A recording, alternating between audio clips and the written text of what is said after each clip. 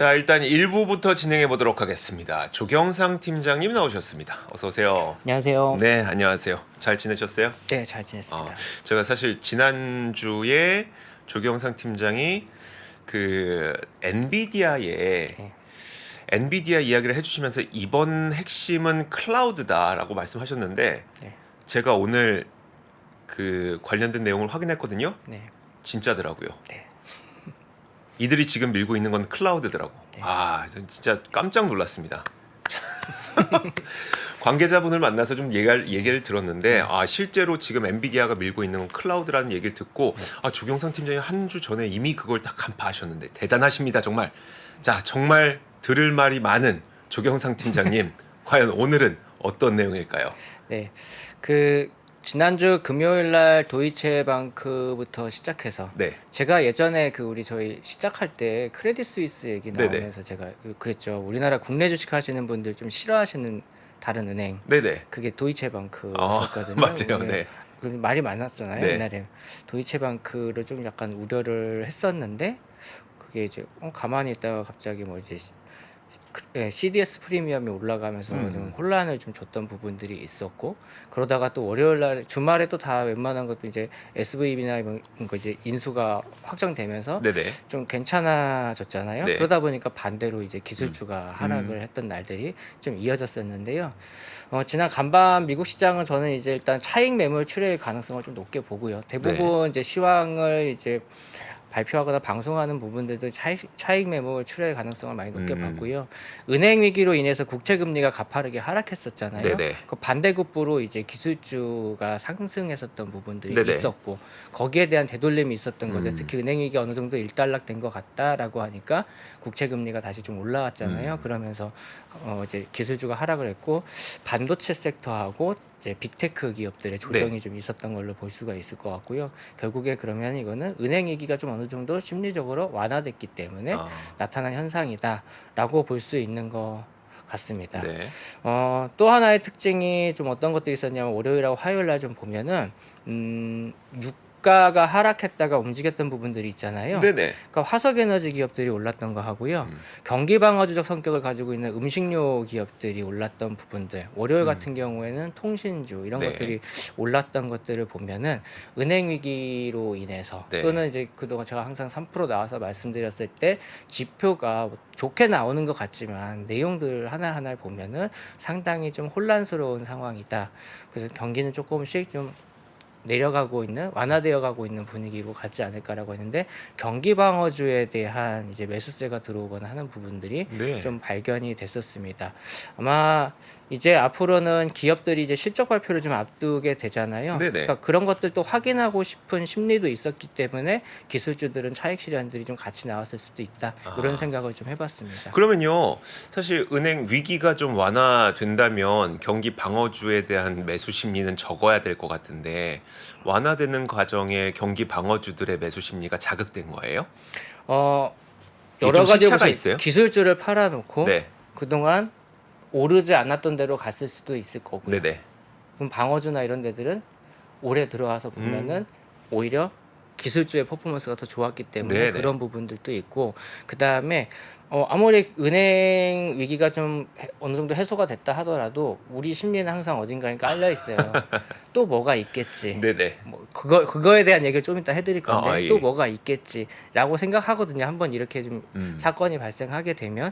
그리고 이 영향으로 경기도 안 좋겠지. 아까 뭐 언더스탠딩에서도 나왔지만 상업용 부동산 얘기 나오거나 이런 그러니까요. 것들을 보면 어디 한 군데에 뭐가 있겠지라고 하는 것들이 있기 때문에 차익 실현한 돈은 그동안 안 올랐기도 했고, 경기 침체를 대비해서 경기 방어주도 좀 사놓고 이런 움직임들이 있었을 거라는 추정은 좀 해볼 수 있을 것 같습니다. 알겠습니다. 네. 그래서 사실 시장에서 이제 하나만 가란 법은 없죠. 네.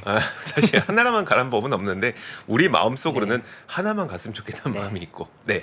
제가 오늘 나온 김에 이제 우리 시청자분들도 한번 확인해 볼 수 있는 것들이 있거든요. 네. 이번에 은행 위기와 관련된 내용들이 나왔기 때문에 다른 내용들을 말씀드리는 것보다는 이게 진짜 어떤 국면인지를 우리가 좀 보조적으로 볼 수 있는 게 있어요. 신문 기사 보고 겁내하는 것보다는 네. 혹시 프레드라고 들어보신 분들 아실 거예요. 앱도 있고 사이트도 있습니다.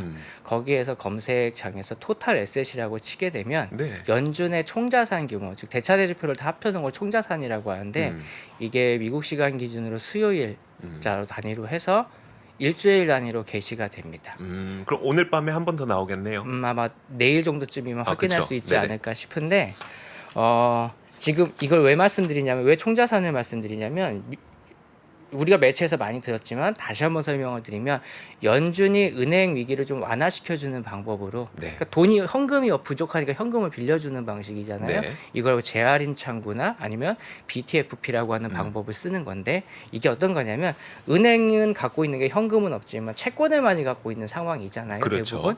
그럼 이 채권을 연준이 담보로 받아주고 현금을 빌려주는 거죠. 네.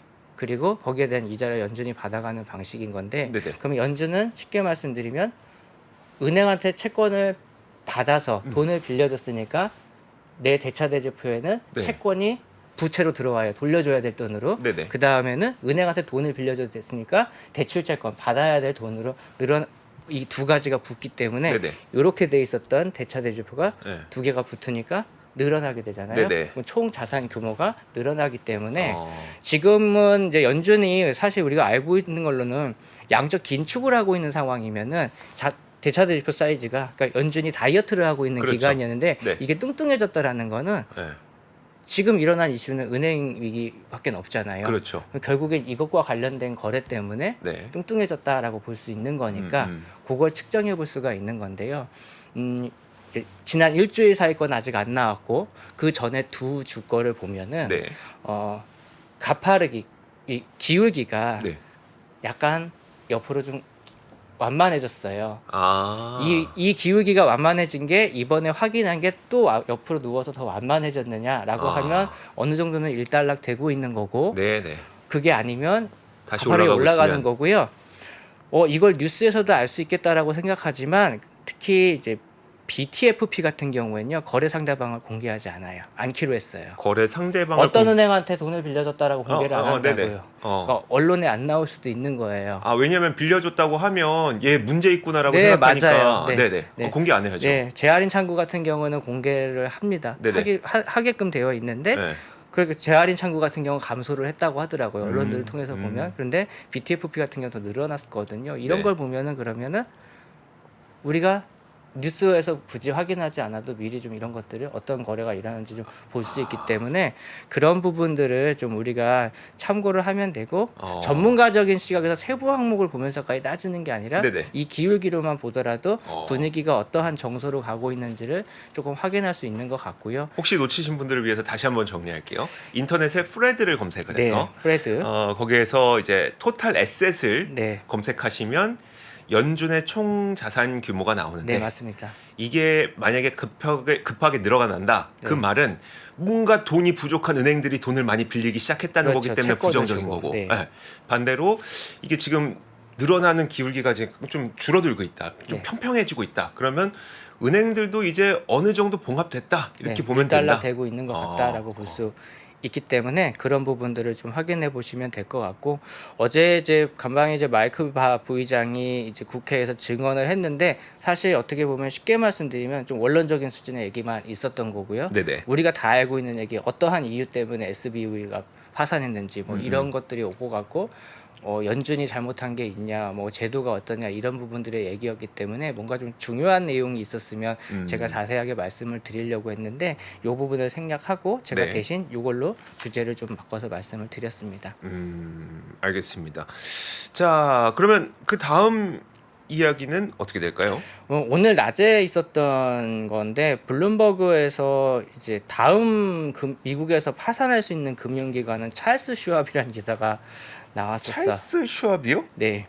오, 이거 미국 은행인 거죠? 미국의 이제 증권사의 개념으로 보시면 되고 네네. 그 옛날에 수수료 우리 증권사는 수수료가 없어요라고 네네. 해서 파격적인 할인을 하면서 어. 많은 고객을 유치했던 증권사고요. 아, 사이즈부터 말씀드리면은 지난해 4분기 기준으로 보면은 7조 3천억 달러 정도의 고객 수탁고를 가지고 있고요. 네, 3,300만 개 정도의 활성 계좌가 있습니다. 네. 그러니까 움직이는 액티비티한 계좌가 3,380만 개 정도가 된다고 하고요. 네네.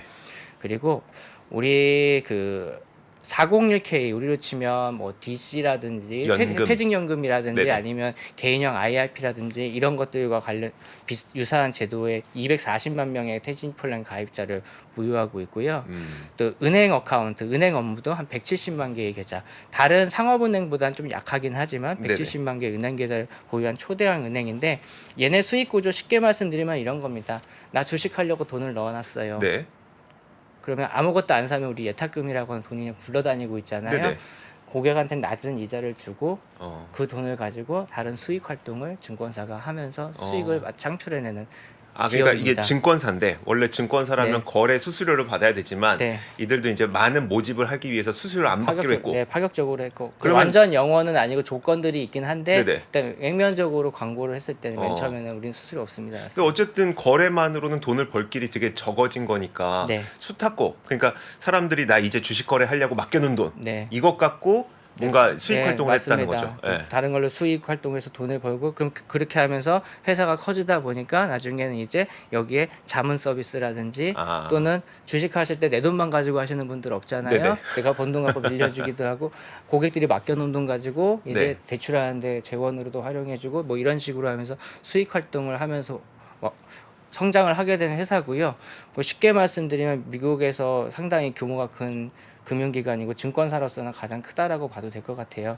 그런 금융기관인데 여기가 파산할 거라고, 그러니까 그 다음에 만약에 미국에서 금융기관이 파산한다면 그 다음은 찰스 슈왑이라고 말했던 내용이 좀 나왔었습니다. 네. 은행 얘기가 좀 그만 나왔으면 했는데 또 이런 뉴스가 오후에 좀 확인이 돼가지고 아유. 그런 부분들을 조금 설명을 드리려고 하는 건데. 네.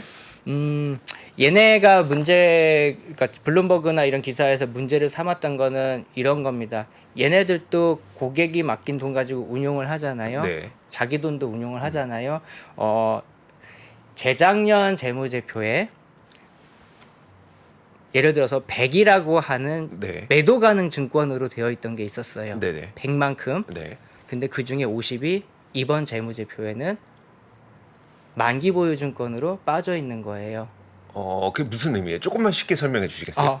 손실 났으니까 바로 실현할 수는 없으니까. 네네네. 매도 가능이라고 하면 언제든지 팔 수 있는 예, 거라고 하는데 야 그냥 팔 수 있는데 이만큼 손실이네 네. 라고 할 수 있는 거잖아요. 네. 저걸 팔겠다고라고 볼 수 있으니까 네. 아니야 이 중에 절반은 우린 만기까지 갖고 있을 거야 라고 어, 빼놓은 거죠. 네네. 즉 어떤 걸 의미하는 거냐, 채권에 네. 너무 많은 비중을 투자해 놓은 게 실어놨다. 아니냐. 아, 실리콘밸리 뱅크가 그렇게 해서 망했는데 네. 라고 보는 비슷하다. 거였던 비슷하게 아. 보는, 그렇게 해서 문제 제기를 한 게 한 가지고요. 두 번째는 아까 고객이 맡긴 돈에다 네. 낮은 이자를 주고 그걸로 수익 활동을 한다라고 했잖아요. 네네. 근데 미국의 기준금리가 많이 올라가고 있음에도 불구하고 음. 이 찰스 슈왑의 예탁금 계정에 넣어놓으면 0.45%밖에 이자를 안 줘요. 네네. 그럼 회사는 그걸 가지고 순이자 마진 업무를 하는 겁니다. 음. 이게 찰스 슈왑의 수익 구조에서 50%를 넘게 차지했었어요. 에? 네? 네. 50%? 예, 수익의 50%가 아니, 잠깐만. 순이자 마진에서 나오는 거예요. 증권사가 뭐 돈을 버는 방법은 다양하게 있겠지만 네. 본인들이 직접 투자를 할 수도 있고 네. 아니면 뭐 다른 고객들의 돈을 뭐 이렇게 굴려줌으로써 네. 거기서 이제 수수료를 받을 수 있고 한데 이들은 그런 것보다 전체 돈 번 것 가운데 안 쓰는 돈, 그러니까 맡겨둔 돈, 네. 그거 갖고 뭔가 굴린 게 이익이 50%였. 그래서 재무제표를 봤어요. 정말이에요. 아, 증권사가 이래도 돼요? 그러면서 거기다 항상 공시를 해놓는 게 이렇게 해서 운영한 데는 연율 몇 % 정도의 수익을 낸 셈이고 이렇게 네네. 다 되어 있고요. 이게 허용이 가능하더라고요 보니까. 저는 그것도 궁금한데 우리가 예전에 이제 FTX 딱 파산됐을 때, 네. 그러니까 FTX 사건 딱 터졌을 네. 때 원래 고객 자금을 건드리면 안 되는데 그걸 빼다가 뭐 딴 데서 썼다는 게 가장 큰 잘못이었었잖아요. 네. 이 자금을 굴려도 그걸 돼요? 다 가지고 운영하는 게 아니고요. 네. 돈이 들어왔으면 대출 계약을 하는 사람들도 있을 거고. 네네네. 그러니까 자기도 자기가 얼마큼의 계속 돈은 준비가 돼 있어야 돼요. 거기에 줄 수 있을 만큼. 네네네.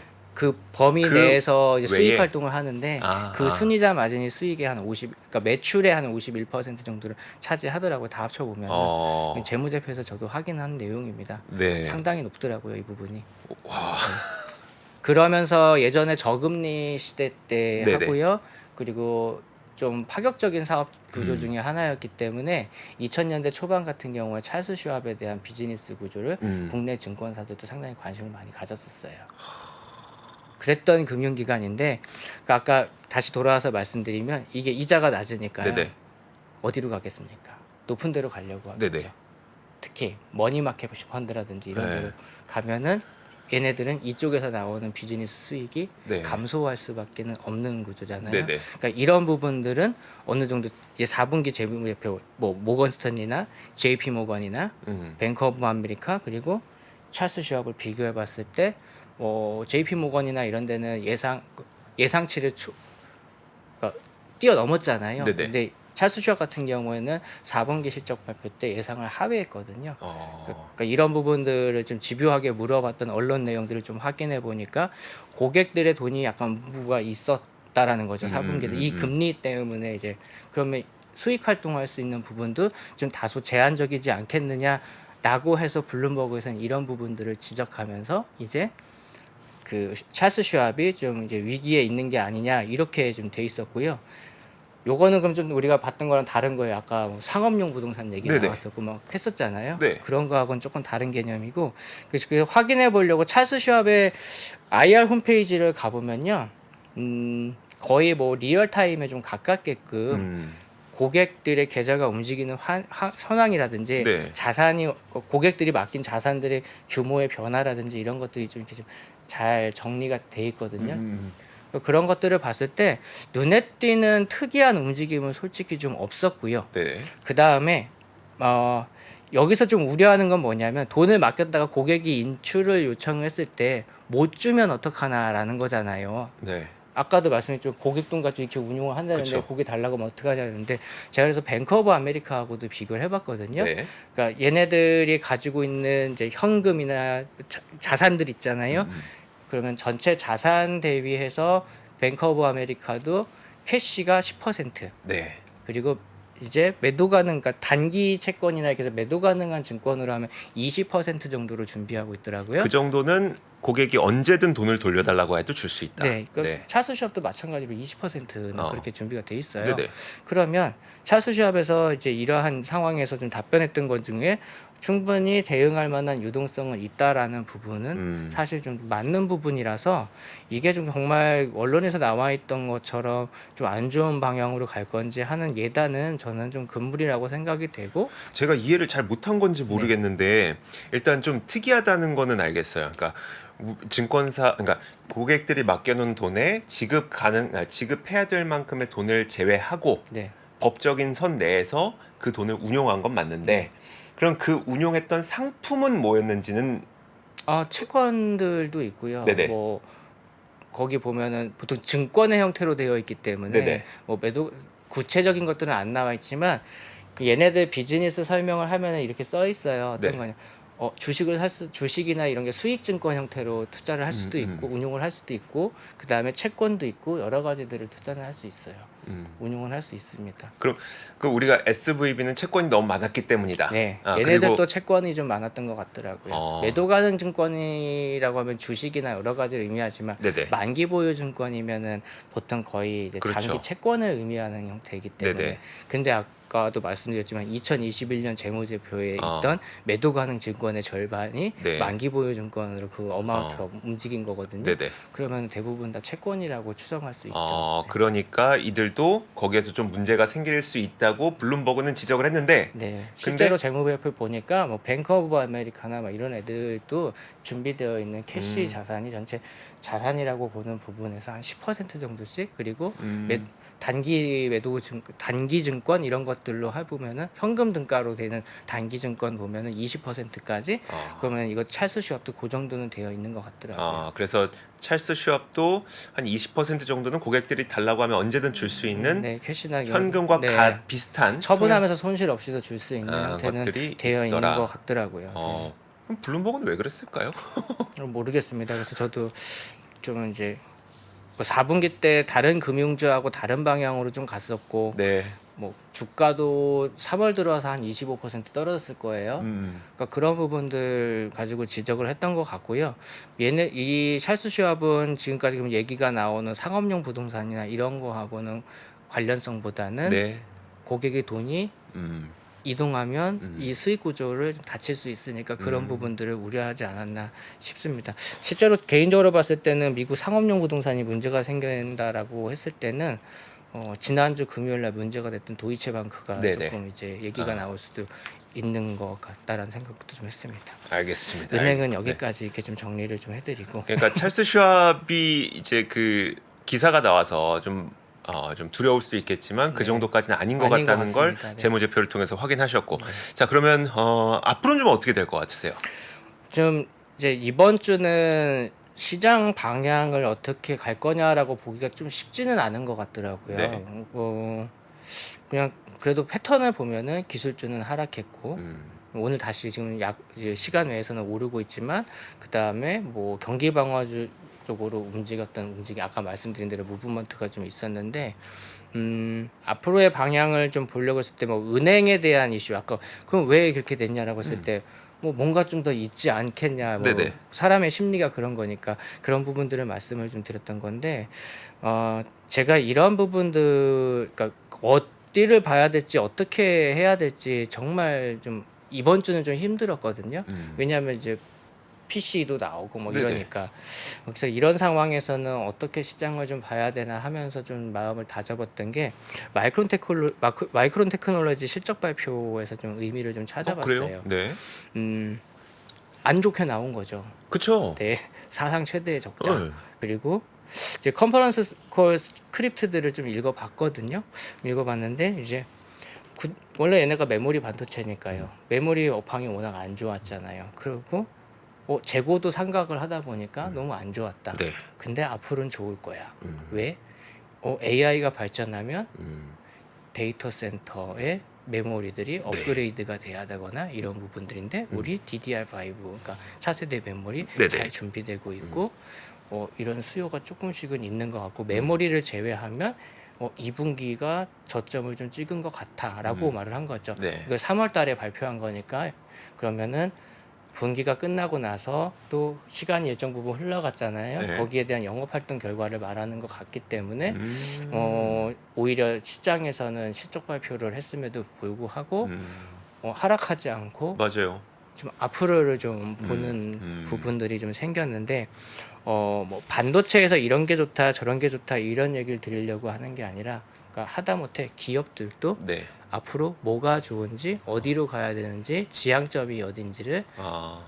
정확하게 보면서 경영을 하려고 한다라는 걸 본다 그러면은 우리가 그럼 이렇게 좀 혼란스러운 상황에서는 우리가 어디를 봐야 되는지를 반면교사로 같이 볼 수 있다라는 걸 말씀드리고 싶은 거예요. 결국은 하나로 가네요. 결국 결과는 똑같은 네. 그 하나네요. 네. 어. 뭐 저는 여기서 지금 인공지능 뭐 데이터 센터 이런 것들을 말씀드리려고 하는 건 아니고요. 네네. 그러면은 이 마이크론 테크놀로지도 네네. 돌파구를 자기네들은 메모리 반도체지만 인공지능이라고 하는 새로운 산업이 좀 먹여 살려줄 거야. 우리를 좀 돌파구가 될 거야라고 보는 거잖아요. 네네. 그러면은 이쪽 섹터를 말씀드리는 것보다 이런 겁니다. 그러면 앞으로 확장성이 있는 부분에 대해서 네. 그러니까 메모리마저도 확장성이 있는 데를 보고 있는 거기 때문에 그렇죠. 우리처럼 투자하시는 분들도 어느 것이 됐더라도 확장성을 가지고 있는 것들을 네. 봐야 되는데 그러면 이런 겁니다. 내가 갖고 있는 섹터나 네. 투자한 기업이나 이것들이 그러한 확장성들이나 성장성을 가지고 있는지 또는 원가에 대한 부담이 줄어서 마진이 크게 개선되면서 실적을 개선시켜가지고 좀 한 단계 좀 업그레이드 될 수 있는지 네. 그리고 하나는 강력한 수요가 존재하고 있어서 이게 기업의 실적으로 바로 연결될 수 있는 업종이나 그런 기업의 주식인지 이런 것들을 검토하는 기간이 돼야 될 것 같고 네. 그러면 이제 다음 매크로 환경은 어쩔 수가 없지만 이제 다음 달부터는 이제 어닝 시즌이나 그렇죠. 마찬가지잖아요. 네네. 그럼 그런 것 기업들에 대해서 모니터링을 하거나 관심을 좀 많이 가져야 될 것 같고 거기에 따라서 주가의 방향이 좀 많이 달라지지 않을까. 만약에 매크로 이슈만 크게 우리한테 영향을 주는 이슈들이 좀 없다라고 하면 이제 거기에서 승패가 갈릴 수 있기 때문에 그러면 만약에 매크로가 안 좋다라고 했을 때 네. 돌파구는 그거죠. 네. 제대로 된 길을 가고 있는 섹터나 산업 아니면 그런 회사라면 네네. 버텨볼 만한 거죠. 그렇죠. 매크로 환경이 좋다면 그런 주식들은 어. 그런 산업들 그런 업종들은 주가가 올라갈 테니까 그러니까 그런 관점에서 시장을 좀 지금은 봐야 되지 않을까. 매크로 자체가 좀 혼란스럽기 때문에 네네. 그렇습니다. 아니 근데 저는 잘 모르겠는데 그런 정말 주목받는 산업 네. 이런 게 있으면 네. 경기가 안 좋아도 이런 산업들은 계속 잘 나가는 과거의 그런 경향들도 있었어요. 주가가 그렇게 가지는 않았었어요. 네네. 사실 주가는 어떤 매크로 환경에서는 어쩔 수가 없는 거거든요. 특히나 지금 같은 경우에는 통화량과 그러니까 통화 정책과 관련된 시기를 겪고 있잖아요. 네네. 네. 그러니까 그런 부분들에서는 좀 어려웠지만 음. 뭐 굳이 예를 들자면 작년으로 돌아가 볼게요. 네. 그럼 인플레이션이 이슈였기 때문에 인플레이션에 대해서 수혜를 받았던 것들은 올라갔죠. 네. 제가 가끔씩 고객님들하고 상담하면서 얘기를 드리는 것 중에 딱 하나가 어떤 거냐면 금리가 올라간다 그래서 기술주가 무조건 다 무너진다라는 건 사실 아니었어요. 그럴 확률이 높았던 거지. 네네. 그렇지 않은 시기도 있었거든요. 네. 그러면 어떠한 시기에 기술주가 무너졌냐면 다른 대안의 섹터가 있었을 때 돈이 그쪽으로 이동을 하기 때문에 상대적으로 크게 하락하면서 작년 같은 현상이 나온 건데 작년 같은 경우에 보면은 필수 소비재나 이런 데는 방어를 잘해줬고요. 네네. 그리고 인플레이션을 아예 따라가는 기업들 같은 경우는 특히 에너지 같은 경우는 굉장한 퍼포먼스를 좀 보여줬었잖아요. 뭐 물론 그런 것들을 장기적인 시각에서 투자해야 된다 그런 건 아니지만 아까 말씀드린 대로 그럼 어떤 국면이 왔을 때 성장하고 있거나 이런 부분들이 있을 때는 그런 네네. 모습들을 보여주잖아요. 그러니까 제가 이거 왜 여쭤봤냐면 일단 인공지능 쪽이 되게 각광받는 건 알겠어요. 저도 막 그쪽에 네. 많은 공부를 하고 있는데 문제는 그러면 더 들어가고 싶은데 언제 들어가냐. 그러니까 그런 거죠. 그러니까 경기가 안 좋아지게 되면 이게 조금 내려올 수 있고 그러면 그걸 기다렸다가 들어가야 되는 건지 아니면 그것도 잘 모르겠고 그냥 지금 당장 그냥 돌입해야 되는 거지. 이런 것들이 고민이 되다 보니까 네. 경기와 상관없이 이런 것들이 움직이는지를 여쭤본 거긴 한데 뭐 저는 정말 좀 신중하게 투자를 하고 싶다라고 하시는 분들은요, 엔비디아나 뭐 주요 기업들 있잖아요. 네네. 얘네들이 그러면 뭐 구글 같은 경우도 인공지능에 대한 실적을 같이 실적 발표할 때 내준다고 했으니까 그러한 지표들을 한 번 더 확인해보고 그러면 지금까지 움직였던 기업들의 주가는 반응을 할 겁니다. 네. 오버밸류 됐다. 아니면 정상적인 상황이다. 아니면 앞으로 기대치가 더 좋다. 판단이 나올 수 있거든요. 신중하신 분들 같은 경우에는 그러한 부분들을 확인하고 투자하시는 게 낫죠. 왜 신중하냐면 비싼 거 아니냐는 생각을 하기 때문에 신중한 거고요. 네. 그럼 반면에 여기에 대해 확신이 있으신 분들은 매크로 환경에 의해서 좀 조정을 받았을 때 투자를 하시거나 하는 방법을 활용할 수 있을 거라고 저는 생각을 해요. 네, 알겠습니다. 그래서 진짜 이럴 때일수록 정말 시장에서 가장 그 미래를 크게 그리고 있는 산업이 무엇인지를 좀 공부해보는 시간을 가져야겠네요. 네. 알겠습니다. 일단 은행과 관련해서는 위기는 많이 완화되고 있는 분위기로 좀 말씀해 주셨고 저도 뭐 되게 동의가 많이 돼요. 저도 되게 동의가 많이 되기 때문에 한번 무엇이 나의 미래를 바꿔줄 건지 네. 저도 한번 아우 진짜 뭔가 답이 있는 것 같은데 답이 있는 것 같은데 참 그렇습니다. 일단 내가 들고 있는 것 자체가 너무 힘든 상황이기 때문에 좀 그런데 어쨌든 진짜 방향은 딱 그쪽이 맞는 것 같아요. 인공지능. 알겠습니다. 혹시 더 그러니까 인공지능뿐만 아니라 네네. 우리가 얼마든지 좀 찾아볼 수 있는 것들은 제가 그동안 많이 좀 말씀을 드려왔던 것들이고요. 그런 부분들 안에서 그리고 또 각자가 갖고 있는 생각들이 있을 거예요. 미래를 그릴 때 네네. 그런 부분들을 좀 그러니까 관심을 가지시면 되는데 좀 그런 얘기 오늘은 좀 그런 얘기를 좀 드리고 싶어요. 아무리 금리가 완화된다 하더라도 네. 내년에도 예전에 비하면 고금리입니다. 그렇죠. 네. 네. 그러면 살아남아서 그러니까 빚 없이 비즈니스를 하고 있거나 아니면 살아남을 수 있는 그러니까 그런 접점을 찾아야 된다라는 네. 말씀을 드리고 싶습니다. 알겠습니다. 기업을 우리가 앞으로 기업을 고를 때 어떤 측면을 봐야 되는지를 말씀해 주신 거네요. 네. 알겠습니다. 자, 그러면 조경상 팀장님은 여기서 보내드리겠습니다. 고맙습니다. 감사합니다. 시간이 흘러도 변하지 않는 여러 가지 원칙과 사고 체계는 존재하거든요. 대가들의 사고 체계, 투자 기법이 아니라 생각의 방법. 그런 거를 분해를 해서 재구성을 해서 하나의 어떤 틀로 조합을 하는 과정이 필요한 것 같다. 라쿤 자산운용 홍진채 대표의 거인의 어깨에 19년간 초과 수익을 달성한 그가 어떻게 주식 대가들의 투자법을 활용했는지 이 책에서 최초로 공개합니다. 대가들의 검증된 투자법을 여러분의 눈으로 직접 확인하시죠.